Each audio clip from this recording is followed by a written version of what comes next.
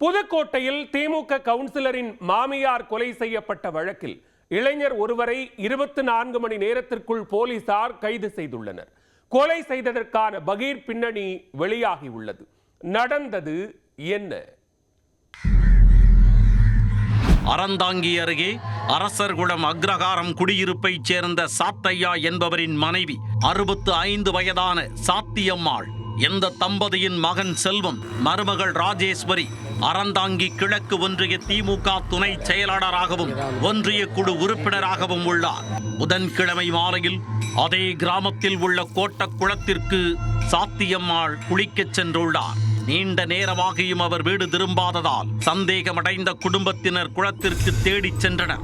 அப்போது அவர் குளத்தில் இறந்து கிடந்ததைக் கண்டு அதிர்ச்சி அடைந்துள்ளனர்.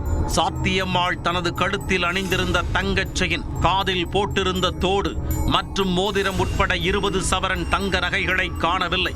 இதனால் யாரோ மூதாட்டியை நீரில் மூழ்கடித்து கொலை செய்துவிட்டு நகைகளை பறித்து சென்றிருக்கலாம் என்ற கோணத்தில் போலீசார் விசாரணையை தீவிரப்படுத்தி உள்ளனர்.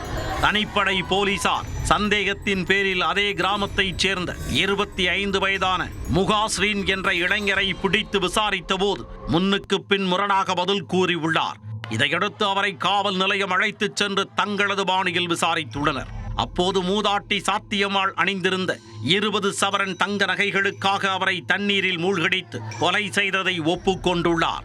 கொலை செய்த பின்னர் நகைகளை வீட்டிற்கு எடுத்துச் சென்று மறைத்து வைத்திருந்ததும் தெரிய வந்துள்ளது. இதைத் தொடர்ந்து முகாஸ்ரீனை கைது செய்த போலீசார் நீதிமன்றத்தில் ஆஜர்படுத்தி சிறையில் அடைத்துள்ளனர். அத்துடன் மூதாட்டியின் நகைகளையும் பறிமுதல் செய்து நீதிமன்றத்தில் ஒப்படைத்துள்ளனர். குளத்திற்கு குளிக்கச் சென்ற மூதாட்டி கொலை வழக்கில் 24 மணி நேரத்திற்குள் குற்றவாளியை கைது செய்த தனிப்படை போலீசாருக்கு மாவட்ட SP வந்திதா பாண்டே பாராட்டு தெரிவித்துள்ளார்.